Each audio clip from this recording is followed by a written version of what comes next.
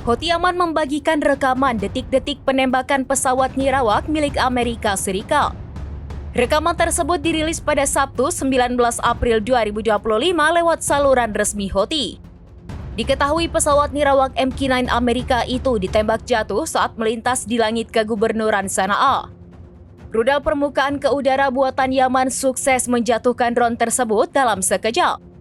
Diketahui penargetan drone MQ-9 itu dilakukan pada Kamis 18 April 2025 sekira pukul 9.40 malam waktu Sana'a. Pesawat tak berawak itu langsung terjun bebas dan terbakar. Dalam rekaman yang dibagikan, puing-puing pesawat nirawak itu tampak hangus tak bersisa. Api bahkan masih terlihat membakar sejumlah bagian pesawat nirawak itu. Jatuhnya drone tersebut menambah daftar panjang pesawat nirawak Amerika Serikat yang berhasil ditaklukkan oleh Houthi. Sekira 24 pesawat nirawak MQ-9 telah ditembak Houthi di berbagai provinsi di Yaman.